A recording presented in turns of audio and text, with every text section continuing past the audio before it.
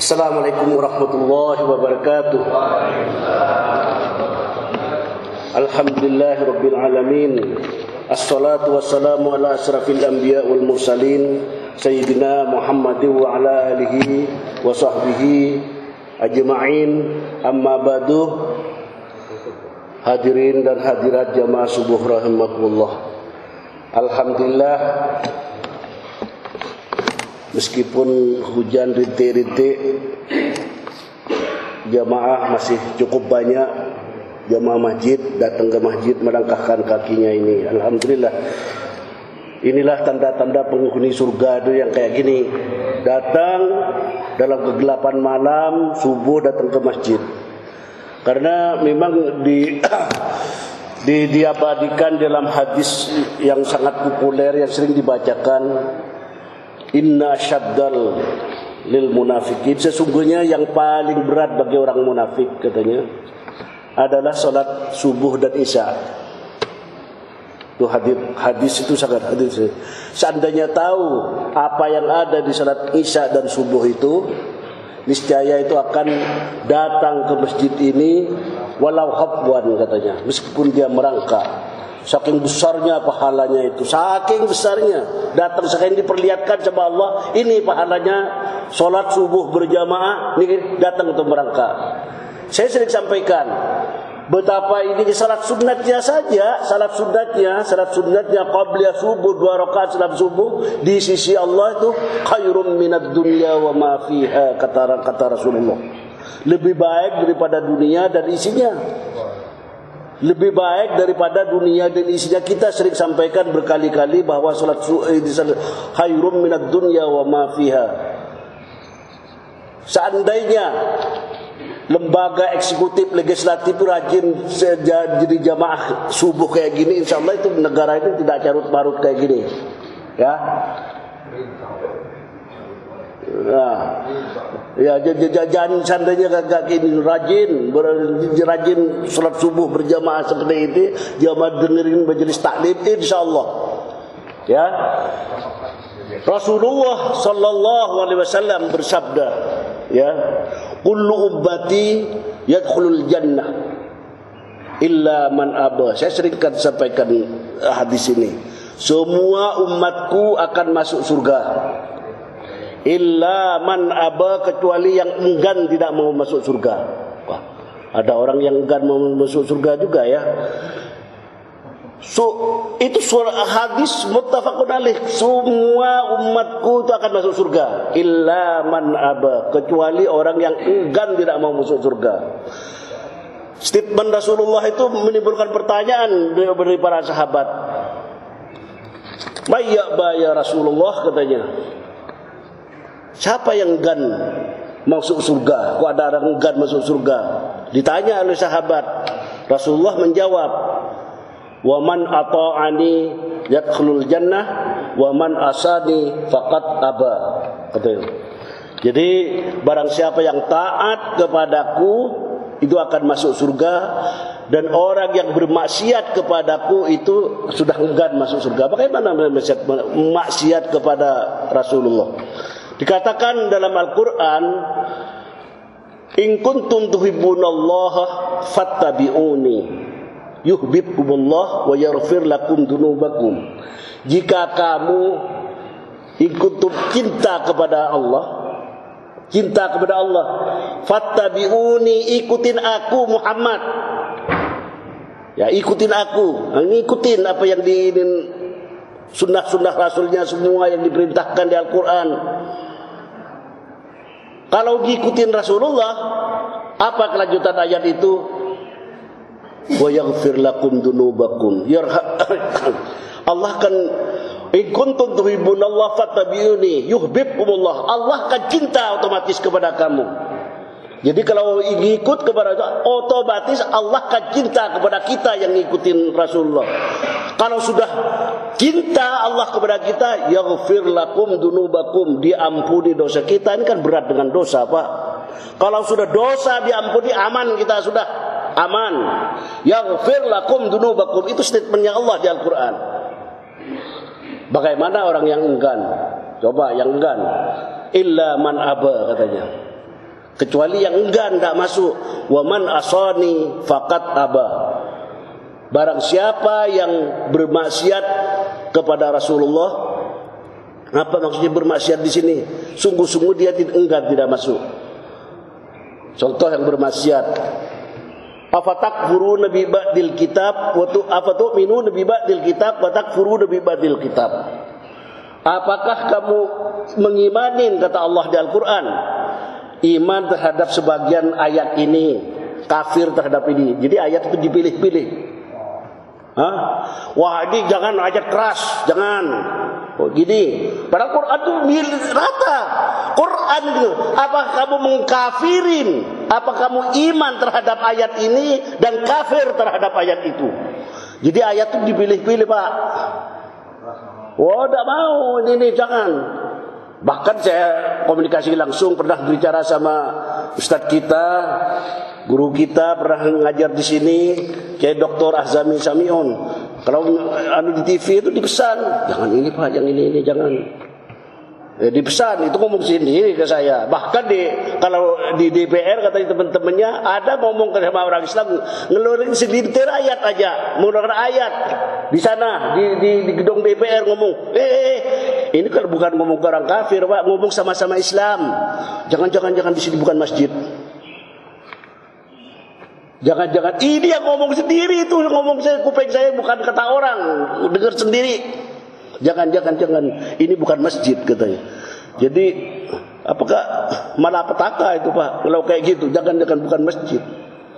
Ini saya bukan ngomong keras. Jadi itu yang dimaksud bermaksiat kepada Rasulullah, faqat aba. Yang dimaksud kayak gitu. Milih-milih ayat, ini yang dipilih bagus, yang enggak pilih ini ayat keras, jangan. Padahal Quran kita kan ngaji kan semuanya, tafsir ini tafsir digilir. Jadi kalau kali ini wah enggan.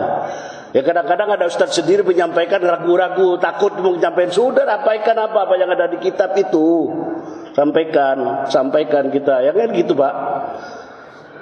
Terus itu pengantar ya.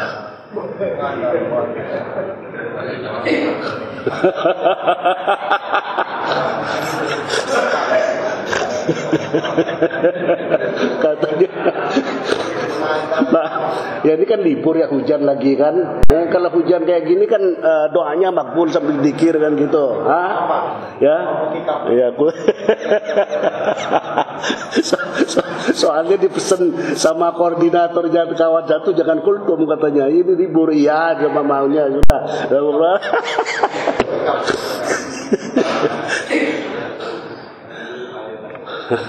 Ya saya bacakan sedikit-sedikit dah. Rasulullah bersabda lagi, saya menyampaikan ini. Ya ayuhan nas, kata Rasulullah, afsus salam wa imut ta'am wa silatul arham wa sallu bil lail wan nas qiyam tadkhulul jannah bis salam. Ini hadis sangat bagus sekali untuk mengajak kita, wahai manusia, kata Rasulullah, afsus salam, sebarkan salam. Sebarkan salam. Salam ini, kata-kata salam hanya diperuntukkan penghuni surga, Pak. Orang ketika orang mau masuk surga itu malaikat salam. Wasiqal ladzina taqaw rabbahum ilal jannati zumara hatta idza jawwa futihat abwabuha wa qala lahum hasanatuha.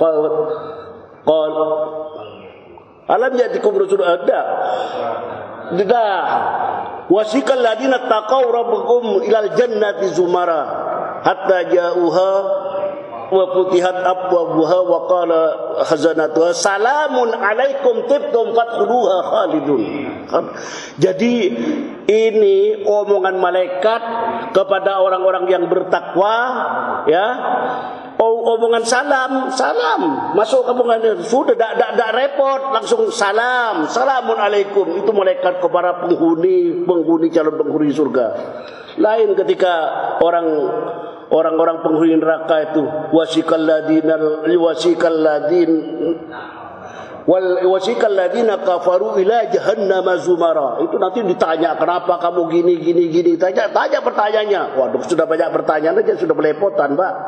Apa alam ya'tikum rusulun minkum, maka tidak datang kepada kamu rasul, kata Allah di Al-Qur'an. Iya, sudah datang bala, walakin haqqat kalimatul adabi 'alal kafirin. Ini keputusan sudah untuk keputusan untuk masuk neraka untuk orang kafir. Langsung apa enggak ngomong salam, enggak ngomong apa, enggak ada salam. Kata-kata Allah, masuklah kamu ke neraka jahanam itu. Fabi maswal mutakabbirin. Ini sejelek-jeleknya tempat orang yang menyombongkan diri. Orang takabur, Pak, ya ini ya itu tempatnya di situ. La yadkhulul jannata man kana fi qalbihi mithqala dzarratin minal kibr, kata Rasulullah. Tidak akan masuk surga orang yang hatinya ada sebesar biji sawi, sebesar atom, adalah sifat sombong. Sombong itu milik Allah. Aku gini, aku pejabat, aku mantan pejabat, aku ini, aku kaya, ini apa segala. Ini tidak boleh. La yadkhulul jannah, itu riwayat Muslim. Tidak akan masuk surga orang dalam hatinya ada sifat sombong. Sombong itu milik Allah. Kata dalam satu hadis qudsi, keagungan adalah kebesaranku, kesombongan adalah pakaianku, kata Allah. Barang siapa yang menyamai sifat itu akan aku lemparkan ke neraka jahanam, kata Allah. Itu dalam hadis qudsi. Jangan sombong, tawaduklah kita, jangan sebentar-sebentar sombong, angkuh. Sombong itu bagian disuruh penyakit hati, dosa besar, penyakit hati. Apa nama kita nih, Pak? Tak boleh bersombong. Jadi menyampaikan, saya berwasiat kepada saya sendiri, takut, Pak, aduh, sombong apa nih, siapa kita ini? Salam, itu berurusan salam. Wa'imut ta'am, katanya. Kamu ngasih makan ke keluarganya, ngasih ke orang fakir miskin, gak ada orang banyak. Sudah banyak di Al-Quran. Bahkan setiap orang kena denda di Al-Quran, fakku raqabah, kalau tidak au it'amun fi yaumin di matghabah, kasih makan 60 orang miskin. Setiap denda. Kalau nggak bisa memberikan budak, kasih makan 60 miskin. Itu banyak di Al-Quran, kasih makan 60 ini. Itu maksud pelajaran buat kita. Sebenarnya dari seperti denda, kasih makan. Ya, bagaimana? Ngasih makan. Wa silaturaham dan silaturahim. Silaturahim. Wah, betapa banyak orang ada masalah sedikit sudah gak mau nyapa, Pak. Nyapa itu itu soker aja, kata orang Madura, itu soker, atau orang Jawa itu apa namanya, soker ya. Ada ngomong. Tidak boleh lebih 3 hari. Tak boleh 3 hari, ya sudah 3 hari aja. Selanjutnya ini, udah ada kadang aja saya meskipun sampai mati tidak mau nyapa sama dia, kan kacau. Hah? Padahal di hadis Bukhari, la yadkhulul jannah qati, tidak akan masuk surga orang yang memutuskan silaturahmi. Malah itu dalam Al-Kabair, sudah kita pernah bahas gitu, kitab Al-Kabair, dosa-dosa besar. Memutuskan silaturahmi itu bagian daripada dosa besar, karena diancam neraka oleh Allah di Al-Quran. Betul banyak di Al-Quran disebutkan, wa yaqta'una ma amarahum, kata Allah di Al-Quran, dan memutuskan yang diperintahkan untuk disambung di Quran itu, dan banyak di ayat-ayat yang lain. Menurut itu Rasulullah mempertegas, la yadkhulul jannah qati, tidak akan masuk surga orang yang memutuskan silaturahmi. Dan salah satu doa yang tidak dikabulkan adalah orang semua doanya orang itu dikabulkan, salah satunya tidak memutuskan silaturahmi. Jadi memutuskan silaturahmi itu penyebab doa kita tertolak. Ya, Pak ya. Ini saya sampaikan. Wasilatul arham, yaitu wasallu bil lail wan nasi niyam, dan salat ketika malam sedangkan orang itu lagi tidur. Bisa disebut salat isya akhir, atau juga salat tahajud, witir, dan segala jenis malam. Ya, di sini. Kalau itu dilakukan, ya halnya pesan Nabi Rasulullah, tadkhulul jannata bisalam, kamu akan masuk surga dengan selamat. Itu masuk surga dengan selamat. Bahkan disebutkan masalah ada kaitannya kita sampaikan mabirul hajj, apa itu yang namanya haji mabrur. Kadang-kadang enggak dipikir apa itu haji mabrur. Al hajjul mabrur laisa lahu jazaa'un illal jannah, haji mabrur tidak lain balasannya adalah surga. Apa itu haji mabrur? Kata Rasulullah disebutkan al hajjul mabrur it'amut ta'am, lagi ngasih makan, rajin, bukan bakhil. Udah orang haji mondar mandir umroh ke ini berkali-kali itu gimana, tapi pelitnya agak ketulungan. Umpamanya kayak gitulah ini, berat tuh Pak intinya. Bakhil itu sifatnya orang musyrikun di Al-Qur'an dan banyak. Wa may yabkhal fa innahu yabkhalu bi nafsihi, kata di Allah di Al-Qur'an. Barang siapa yang kikir, bakhil, medit, sesungguhnya kata Allah itu bakhil terhadap dirinya sendiri, bukan kepada orang lain. Jadi orang bakhil itu kikir terhadap dirinya sendiri, statement Allah di Al-Qur'an. Itu bakhil terhadap dirinya sendiri. Nah, ini disebutkan dalam hal ini itu mutta'am. Watibul kalam itu hajil mabrur, dan baik omongannya. Apa ucapan yang bagus? Kata Rasulullah tanya, "Ya Rasulullah, matibul kalam, apa itu yang namanya ucapan yang bagus?" Rasulullah menjawab, "Subhanallah walhamdulillah wa la ilaha illallah wallahu akbar walillahil hamd." Itu perbanyak sebagai wirid kita. Perbanyak sebanyak-banyaknya. Udkurullaha dzikran katsira wa sabbihu bukratan wa asila, kata Allah. Dibanyaklah kamu dzikir sebanyak-banyaknya. Ini kiranya sebanyak-banyaknya. Tidak ada dikatakan kamu bersedekah sebanyak-banyak, ada. Kata sebanyak-banyaknya itu hanya dzikir disebut oleh Allah. Dzikir sebanyak-banyaknya, banyak disebut di Al-Qur'an. Nah, salah satu ini watibul kalam, itu baju mabrur itu dari atau ta'am, dan omongan ucapan yang baik, yaitu subhanallah walhamdulillah wala ilaha illallah wallahu akbar.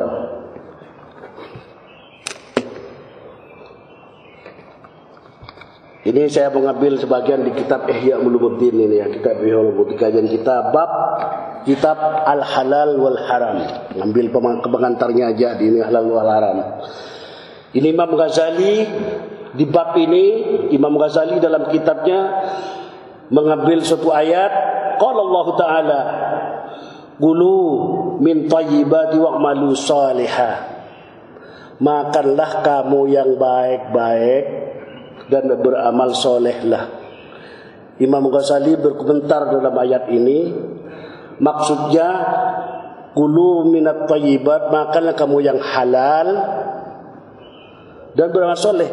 Dan kata Imam Ghazali dikatakan ternyata ayat ini makan yang halal itu lebih dahulu daripada amal soleh. Jadi kita itu suruh makan yang halal dulu, jangan sampai yang haram baru amal soleh. Sekarang kan repot di TV itu masalah urusan korupsi Pak, bagaimana itu? Supaya capek dengerin di koran everyday. Apa karena repot? Tiap hari, tiap hari di TV. Bagaimana lo model-model kayak gitu? Kalau tahu Pak, bagaimana tahu? Yang penyebab dikata Imam Ghazali disebutkan makan yang halal dulu baru beribadah, ibadah yang lain. Coba orang kalau beragama Islam dan sadar bagaimana barang yang haram itu Pak, takut Pak, yang haram masukkan ke lidahnya takut. Apalagi ini keterangan Imam Ghazali tentang halal haram itu banyak, merinding kita baca. Kalau dibaca ini dikira nakut-nakutin, sudah biarin aja lah, nanti ustaznya yang baca lah, nanti yang ini sampai ke sini. Dikira nakut-nakutin. Di sini disebutkan makan yang thayyibat, yang halal baru beramal soleh. Contoh bagaimana nih? Semua ibadah apa saja didatangkan dengan uang yang haram itu mardud, ditolak. Contoh mau naik haji, UNH-nya pergi dengan hasil korupsi, umpamanya. Oh, ada ceritanya Ustaz yang ngaco, ada korupsi 0,5 M umpamanya. Ngobrol-ngobrol diajak semua dengan umrah, ya ini hasil ininya diambil berapa ngambil segini, diajak orang-orang temannya keluarga ke Mekah. Kamu tahu ini sama si untung sekian, katanya. Nanti doa yang banyak. Saya pernah ada diundang ke sini.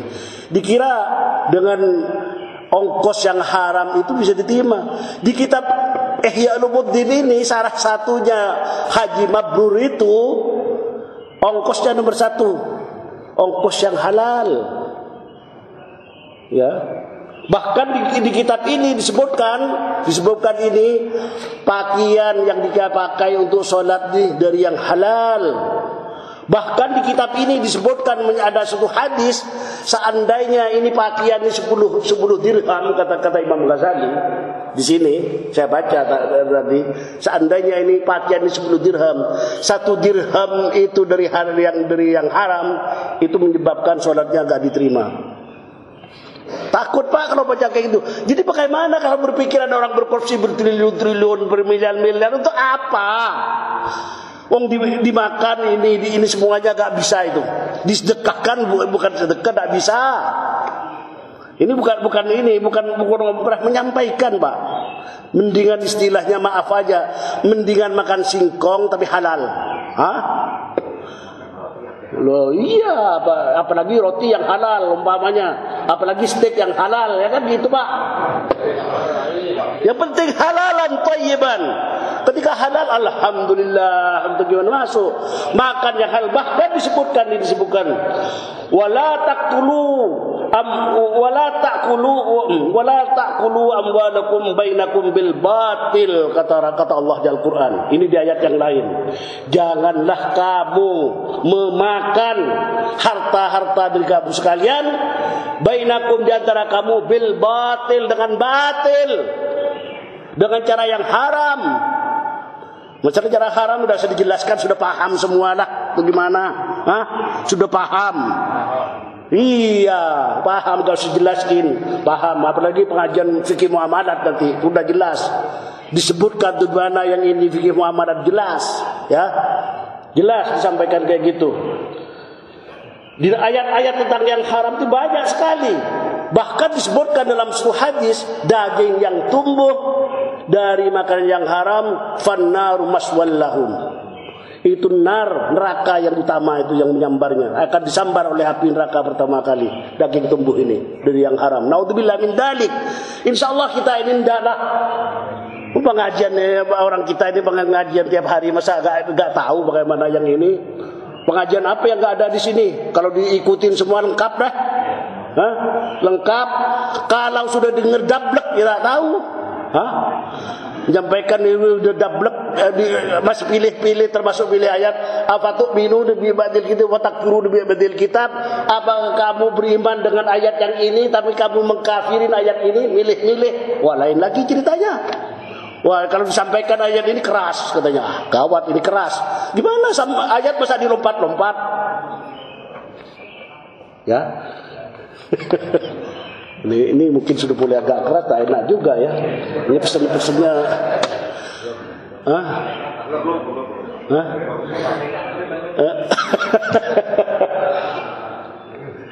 Ya. Ini salah satu yang haram orang ini lagi. Innal ladina, ini bukan untuk orang yang korupsi, tapi di lain-lain. Innal ladina yaquluna amwalal yatama dzulman. Nah, ini termasuk dosa besar juga itu. Kan kita banyak kadang-kadang memakan harta anak yatim, mengatasnamakan yatim tapi dimakan sendiri. Borratu ba naudzubillah min dzalik. Saya sering dengarin ustaz ngumpul untuk yatim tapi untuk keperluan sendiri. Berat. Ya, atau bahkan juga dititipin orang tuanya meninggal. Ini saudaranya dititipkan kepahamannya itu gimana dihabisin. Naudzubillah min dzalik. Berat. Quran itu sama dengan makan bara api, kata Al-Quran, banyak di Al-Quran. Ini nas Quran ini dikatakan, ini termasuk yang haram. Sebutkan, ya ayyuhalladzina bertaqu wa daru ma baqi minar riba in kuntum mu'minin. Ini masalah riba juga. Sudah nanti akan diulaslah bagaimana tentang riba ini. Bahkan ayat yang terakhir disebutkan wa man ada faulaika, disebutkan wa in tubtum falakum ru'usukum amwalukum. Jika kamu bertobat dari riba, itulah pokok daripada hartamu itu, pokoknya. Dan kata Allah juga di akhir ayatnya itu, wa man ada, barang siapa yang kembali faulaika ashabun nar, orang demikian itu tetap diingetin, tetap balik aja. Ashabun nar hum fiha khalidun, naudzubillahi min dzalik. Itu orang penghuni neraka. Itu masalah urusan riba, orang makan ini dan batin lengkap. Urayanya di fikih muamalat itu. Dan sebutkan fikul Islami wa dillatu. Fikih muamalat itu ada yang nanti ada 11 jilid, Pak. Itu versi yang di pengajian Caniago itu, ya. Di jilid ke-5 sampai terakhir itu muamalat semua. Itu bab baik atau buy on, jual beli aja satu jilid besar. Ya, padahal itu banyak mudah siapa itu 11 jilid. Ya mudah-mudahan kita bisa tamatlah semuanya. Di sini dah tahu apa ngikutin. Sudah bagus lah kalau diikutin, dengerin apa saya sampaikan. Ya, disebutkan dalam satu hadis yang disebutkan qala al-Mujahid man sa'a iyalihi, Rasulullah bersabda, min hali fa huwa kal mujahid, barang siapa yang berusaha bekerja untuk keluarganya mencari barang yang halal untuk keluarganya ini, tapi cari yang halal, kata Rasulullah seperti mujahid, orang berjihad yang halal, pahalanya besar. Fil mujahid fi sabilillah, seperti jahid fi sabilillah, yang cari rezeki yang halal untuk keluarganya itu seperti berjihad dan fi sabilillah. Wa man talabad dunya halalan, coba barang siapa yang mencari dunia dengan harta yang halal, kana fi durriyati syuhada, seperti syuhada katanya, para syuhada. Besar sekali pahalanya, Pak. Jadi yang besar. Jadi mencari yang halal itu dapat pahala besar, tingkatnya syahid, tapi kebalikannya.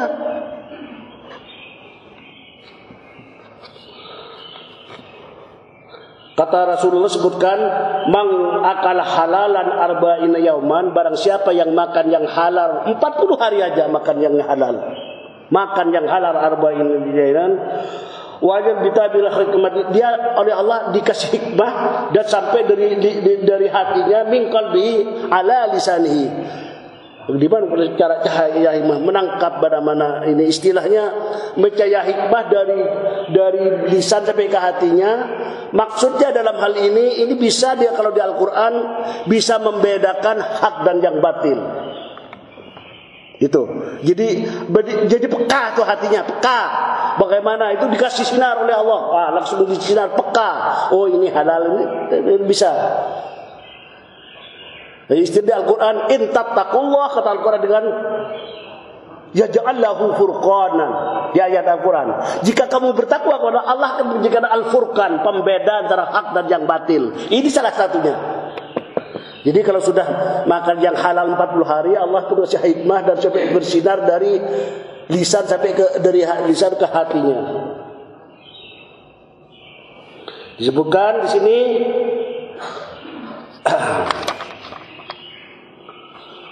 dalam satu hadis Rasulullah bersabda, atib to'matika, katanya, baguslah makananmu. Kata Rasulullah, maksud yang halal makananmu, tastajib da'watuka, makbul doamu, diterima oleh Allah. Semua yang kita makan, kita tiap hari doa diterima, tembus ke langit, Pak. Jangan keliru paham loh, Pak. Doa itu semuanya diterima oleh Allah. Ya, kita bicara masalah doa. Semua doa itu diterima oleh Allah. Cuma ada tiga macam. Entah langsung dikabulkan apa yang diminta. Allah Maha tahu tuh bukan apa dikabulkan. Atau diganti yang lain oleh Allah. Atau disimpan nanti di yaumil qiyamah. Ada dalam satu hadis, ketika ada orang nggak tahu dia mendapatkan apa ini, ya ini doa kamu ini waktu di dunia yang nggak dikabulkan, katanya di surga. Ya Allah, kalau tahu ini mendingan diterima di akhirat aja doa-doa ini. Itu dalam keterangan di hadis. Mendingan doa ini diterima di akhirat dan langsung akses di sini. Gitu coba. Jadi tiga diterima semua. Ud'uni astajib lakum, kata Allah di Al-Quran. Berdoalah kamu, aku akan kabulkan semua. Tapi dengan yang halal dimakan salah satu, tidak membutuhkan silaturahmi. Itu salah satunya. Langsung ditolak kayak gitu.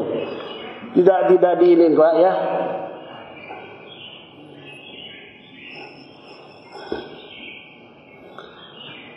Ini dalam riwayat Ibnu Abbas disebutkan, kata di dalam kitab ini Rasulullah bersabda, "Inna lillahi malakan ala baitil muqaddis yunadi kulla lailatin."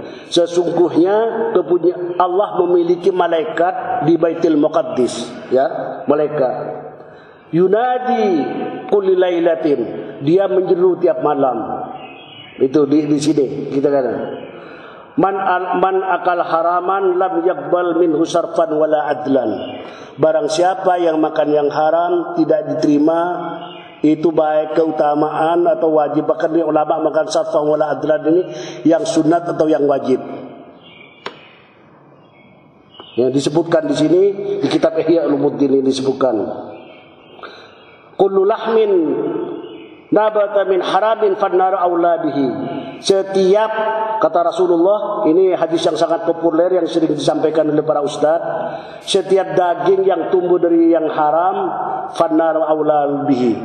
Nar itu yang lebih utama baginya. Ini bagi kita ini, lihat, yang ini cari barang yang halal. Wa qala Rasulullah sallallahu alaihi wasallam, man amsa wadiyan min talabil halal bata maghfiran lahu wa asbaha Allahu radin, kata Rasulullah bersabda, barang siapa yang mencari harta yang haram itu yang halal, cari harta yang halal